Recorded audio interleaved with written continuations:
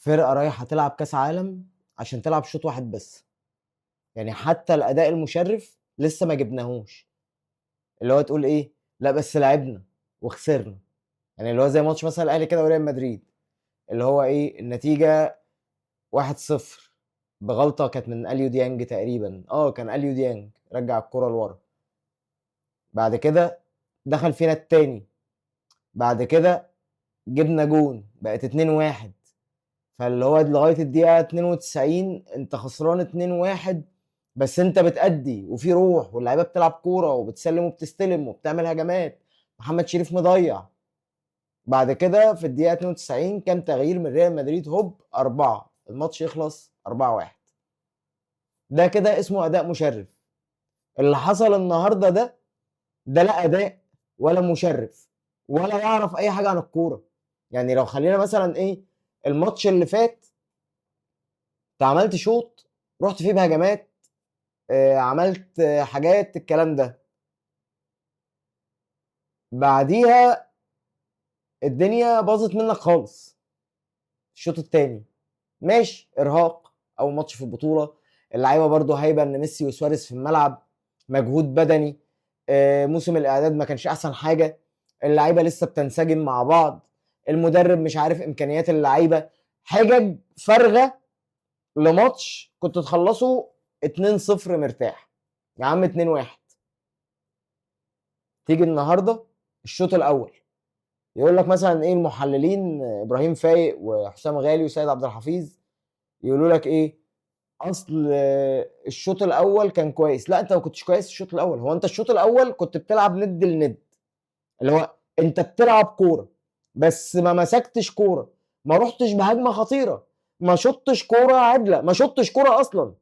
ما بقتش يعني ما رحتش على الجون كده في موقف 1-1. ما حصلتش. ما حصلتش. الماتش ده كله انت ما رحتش على الجون 1-1. الماتش ده كله انت ما شفتش شوطه كويسه. الماتش ده كله انت ما عملتش هجمه خطر نقول ياه لو كانت جت. يعني دايما المحللين يقول لك ايه، الاهلي مضيع 3 انفرادات وشوطين في العارضه وشوطه مش عارف ايه، فالماتش يخلص 5 مرتاح. الماتش ده ما فيهوش راحه يا باشا، ما فيهوش يا باشا، ما فيش كوره اصلا.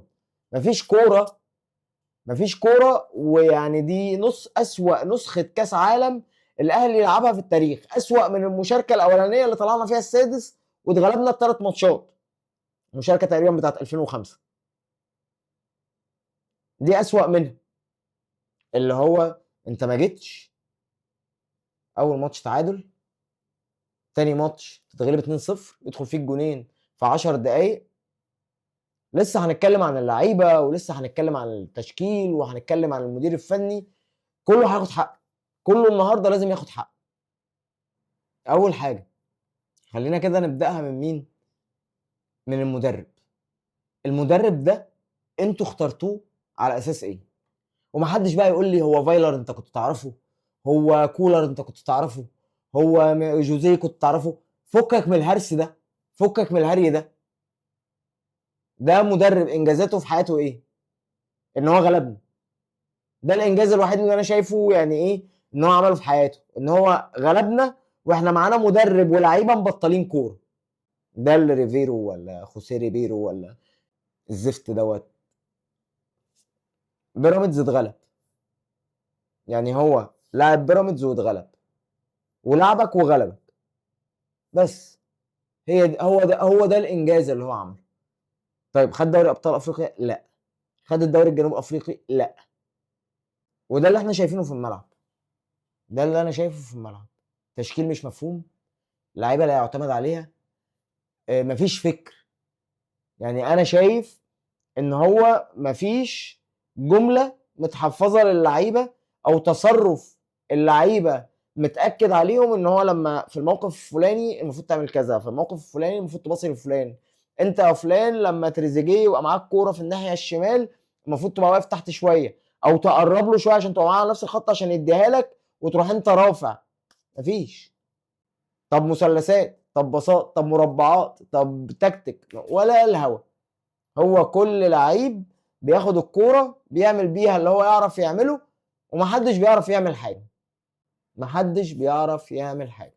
وارجع واقول منك لله يا تريزيجيه. مفيش حد بيعرف يعمل حاجه. محمد هاني مين ظلمه ولعبه كوره؟ يعني انا دايما بقول محمد هاني اللاعب المحترم، اللاعب اللي ما بنسمعش صوته في التجديد، اللاعب اللي ما تصريحاته قليله، اللاعب اللي كلامه قليل، اللاعب اللي قلبه على الفانيلا.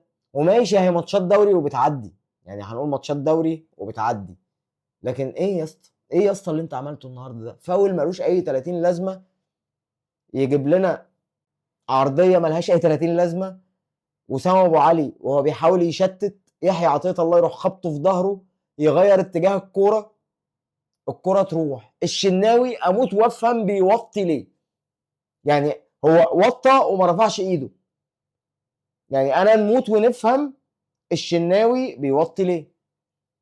يدخل فيك الجون الاولاني جون زي الضربه على القفا، وانت مالكش شكل، ما عملتش ولا هجمه، ما عملتش اي حاجه خطيره. مسكت الكوره كده على فترات، بس بتمسك الكوره وترجعها لورا، بتمسك الكوره وترجعها لورا. عارفين الماتش ده فكرني بكوره مين؟ فكرني بكوره حسام البدري، اللي هو الاستحواذ السلبي. وده الشوط الاول مش الشوط الثاني، الشوط الثاني انا ما جيتش، انا بتكلم عن الشوط الاول. استحواذ سلبي، انا مستحوذ استحواذ سلبي على الكوره، وبباصي وبرجع الكوره واروح مرجعها لورا، ارجعها لورا، اطلعها لقدام وارجعها لورا، وهكذا. ولاعيبه الاهلي ما عندهاش فكره عن التشتيت ازاي، يعني في اكتر من فرصه وربنا ستر، يعني اللي هو اللعيب يبقى اللعيب بتاع بالميراس بيضغط عليه، هو استلم الكرة تحت ضغط، لعيب بالميراس لسه ايه بيضغط، فبدل ما يروح مرجع للشناوي او المدافع اللي وراه او اللاعب اللي وراه على طول، لا يروح مطول بالكرة ولافف وراجع وعادل لقدام، او يروح مطول الكوره جاري بيها مقرب للشناوي نقول هيباصي له ويروح مباصيها عرض الملعب. طب انت باصص لو في لعيب جاي، ما تباصي للشناوي يا حبيبي وتلعب السهل على طول، مع ان الشناوي اصلا يعني ما يتبصلوش، بس دي امان عن اللي انت بتعمله ده. وخصوصا ان لعيبه الاهلي النهارده مفتقده اساسيات استلام الكوره، يعني مفيش حد في الملعب عارف يستلم كوره ولا يعمل حاجه، مش عارف، يعني مش عارف، مش قادر اشوفها ولا قادر افهمها. مفيش ولا واحد قادر ان هو يعمل حاجه مختلفه، ولا ان هو يسلم ويستلم، ولا يباصي ويطلع يجري عشان يستلم تاني، ولا يستلم كوره ويشوطها عدل، ولا يستلم كوره ويعمل اسيست. مفيش، انت مش موجود، انت مش موجود. النهارده فريق الاهلي كان اجازه، اجازه يا معلم، اجازه. حاجه تحسر، وحاجه تحرق الدم، وحاجه تخلي الواحد يبطل يتفرج على الماتشات بتاعت كاس العالم للانديه. يعني هو الاهلي بقى اتفرج عليه في افريقيا وفي الدوري، يجي كاس عالم للانديه اللي هو ايه، اول ماتشين بتوع الاداء المشرف اللي هو ما حصلوش في البطوله دي، والماتش الثالث تلعب ثالث ورابع او بتكون خرجت اصلا. لكن كوره بقى ولعب وان احنا نعمل حاجه حلوه، او ان انت تبقى فخور بالفرقه، مبسوط باللي انت شايفه، لا مفيش انبساط باللي انت شايفه، ومفيش فرقه تبقى فخور بيها، ومفيش كوره اصلا. بيجي الهدف الثاني، زيزو انا مش فاهم لا رفع الكره دي كده ليه، وليه يبقى في 4 لعيبه زايدين في نص ملعب الخصم ورا زيزو. يعني عارف لو هم مثلا طالعين قدام، يعني لو هم طالعين قدام والكره اتلعبت فتردت فجت هجمه مرتده فجت جون، تمام. لكن انتوا ليه يا باشا معدي نص الملعب طالما انت مش هتأدي دور؟ اصل هو مش هيلعب الفاول ان هو يبصوا لك لورا، هو الفاول طبيعي هيتلعب لقدام. انت مقرب كده ليه في نص ملعب الخصم؟ ما ترجع ورا يا باشا عشان تعمل التغطيه بتاعت المرتده. زيزو بيلعبها بشكل غريب مستفز، الكره تروح تخبط في دماغ لعيب من بتوع بالميرس، باص في الثاني حمدي بيه فتحي يكسل انه يتزحلق، غالبا الكبسه اللي كان بياكلها في قطر يعني خلت عنده كرش شويه، فاللي هو ماسك بطنه ومش قادر وكده، يكسل ان هو يتزحلق، يكسل ان هو يعمل اي حاجه، الكره تعدي تروح انفراد. يجي الاستاذ محمد هاني اللي كان سايب الناحيه اليمين تماما ورايح الناحيه الشمال، بيجري بيجري بيجري ويروح عامل تاكل ملوش اي 30 لازمه، لا طال الكوره ولا طال رجل اللاعب ولا لمس الشراب بتاعه حتى، عشان محمد بيش الشناوي الكوره برضو تعدي من تحت ايده، انفراد ومش هغلطه فيها زي ما هو غلطان في الجون الاولاني، بس الكوره تعدي من تحت ايدك كده، ايه يا اسطى في ايه؟ يعني الجون بيطلع كده، يعني الجون في الانفرادات بيطلع فاتح ايديه ورجليه، اللي هو يسد المرمى، انت طالع مكسوف وبتترمي على اليمين، انت طالع متزحلق على اليمين وحاطط ايدك في جنبك، ويا ريتك حاططها عادل، لان انت لو كنت حاططها عادل الكوره ما كانتش هتعدي من تحتها. محمد بيه الشناوي، هو الشناوي يعمل ماتش كويس ويعيش عليه بقى ايه 3 4 5 بطولات، عامل لها ايه كابيتانو محمد الشناوي. قرف قرف، ومفيش اداء ومفيش جمله، وصفقات مستواها زباله. يحيى عطيه الله ده انا عايز افهم في ايه زياده عشان هو يقعد وعلي معلول يمشي. احمد نبيل كوكا في ايه زياده عشان هو يقعد وعلي معلول يمشي. وكريم الدبيس ما بيلعبش ليه؟ مصطفى العش ما بيلعبش ليه؟ ما هو فهمونا، طيب انتوا فاهمين كرة عننا، يعني انتوا فاهمين كرة عننا، اللعيبه دي ما بتلعبش ليه؟ اليو ديانج ما لعبش ليه؟ انا عايز اعرف مبررات، انا عايز سبب، بس ادوا لي سبب. مفيش سبب ومفيش حاجه تتقال، لا في سبب ولا في حاجه تتقال. اداء زي الزفت، تمثيل لا يرقى ان هو ان احنا نقول عليه ان هو تمثيل مشرف. لعيبه ما عندهاش دم، ما عندهاش احساس بالمسؤوليه، فرقه ما بتعرفش تلعب غير شوط واحد ولا تعمل تحت ضغط. يعني هي فرقه ما بتعرفش تلعب غير شوط، يعني هو البدني 45 دقيقه، فهم تقريبا يعني بيتدربوا على اللعب الخماسي، وما بيعرفوش يلعبوا غير شوط واحد، والشوط الواحد ده ما يكونش فيه شمس. الشمس طالعه، لا اصلا ما بلعبش، انا فامباير، انا بلعب والدنيا مظلمه، انا بلعب في الاضواء الكاشفه، شمس وعرق وكده لا. اروح لاسلام سعد يطردني ولا ايه؟ يقول لي انت ريحتك وحشه مش هلبسك البدله ويديني الظرف المتين؟ ما ينفعش. لا انا لازم اطلع من التمرين او اطلع من الملعب على طول اروح على الكافيه او اروح اسهر مع اسلام سعد هناك، يلبسني بدلتين واخد لي ظرفين حلوين واحضر لي فرح. لكن انتوا بقى عايزين تفرهدونا وتعرقونا ونخش نستحمى وكده، ما ينفعش. هو ده لعيبه النادي الاهلي، وهو ده الاداء بتاع النادي الاهلي. الفرقه دي زي الفرقه اللي مشي منها اللعيبه، هي الفرقه اللي خدت الدوري، هي الفرقه اللي طلعت من دوري ابطال افريقيا، هي الفرقه اللي خسرت السوبر الافريقي قدام الزمالك، هي الفرقه اللي كسبانه الزمالك بالعافيه في السوبر المصري، هي الفرقه اللي اتعادلت مع الزمالك في اسوأ حالاته، هي الفرقه اللي انسحبت قدام الزمالك، هي الفرقه اللي اتعادلت مع بيراميدز رايح جاي. فرقه لا تصلح بإدارة فنية، لا تصلح بمجلس إدارة، يعني مش عايز أتكلم. مجلس إدارة بيطبطب على اللعيبة وبيسقف لهم وبيهمل الجمهور ورأيه من دماغه، وفي محسوبية كتير، بلاش نقول الكلمة التانية، المحسوبية فيه كتير. الناس اللي بتاخد مناصب عشان هو صاحب فلان وقريب فلان ونسيب فلان كتير، ماشية بالحب، ماشية بالحب وبالمعارف وبالعلاقات الشخصية. حسام غالي على اي اساس يبقى اصلا عضو مجلس اداره في النادي الاهلي؟ ليه؟ يعني في عنده ايه مميز؟ انا مش شايف ان هو في اي حاجه مميزه عن 3/4 لعيبه جيله مثلا. يعني متخرج من اوكسفورد، طيب واحنا مش عارفين بيفهم في الاداره؟ هو اللعيب ده مش بقى الاهلي في اكتر من 3 او 4 مرات عشان الاحتراف؟ هو مش اللعيب ده اللي كان مبوظ اوضه اللبس؟ اصل لو انتوا مش فاكرين احنا فاكرين. هو اللعيب ده مش اللي اقتحم اجتماع لمجلس الاداره؟ هو اللعيب ده مش اللي اتسحبت منه شرط الكابتنه مرتين ولا ثلاثه؟ هو اللعيب ده مش اللي كان بيتفزلك في الماتشات المهمه والكره بتتقطع منه وتخش فينا جون؟ ايه مميز في حسام غالي يعني عشان شكله حلو؟ يعني انا مش فاهم.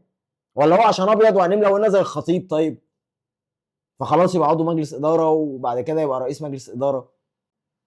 احنا عايزين نفهم، وعضو مجلس اداره ايه ده اللي نازل بيحلل ماتشات من الملعب؟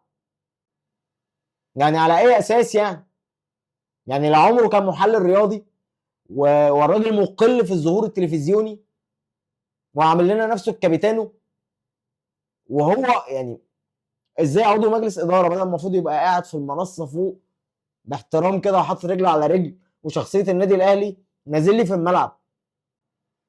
اللعيبه دي مفيش حد عنده شخصيه في اوضه اللبس يوجههم.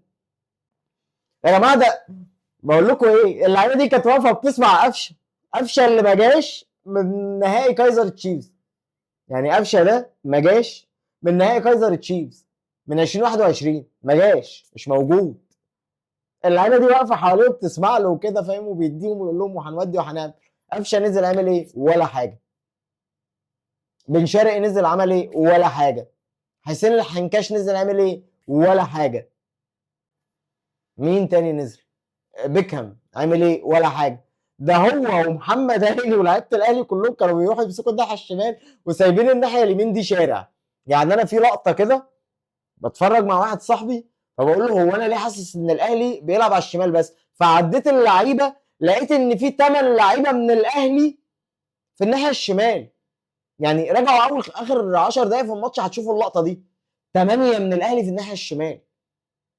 وياسر ابراهيم تقريبا ما كانش بيكهام، كان ياسر ابراهيم واشرف داري على دايره السنتر والشناوي لوحده ورا. طب الناحيه اليمين اللي جه منها الجونين ايه؟ لا مفيش. هو تقريبا الكره بتتلعب شمال بس. هو انا يعني زي ما قلت لكم من شويه هو خماسي، احنا نلعب خماسي. اه والله نلعب خماسي. الخماسي بيتلعب بالليل، يعني دايما ماتشات، يعني نادرا ما هتلاقي حد حاجز الصبح. لان دايما الناس بيبقى عندها شغل الصبح ويعني او حتى لو عيال مثلا لسه في المدرسه ولا في جامعه بيبقى ده الوقت اللي هو بتاع الكورسات وبتاع الدروس وبتاع الجامعه وبتاع المدرسه وكده، فدايما حجز الخماسي بيبقى بالليل. والماتش بيبقى يعني ايه من 40 دقيقه لساعه، كبيره ساعه، ما بيبقاش اكتر من كده.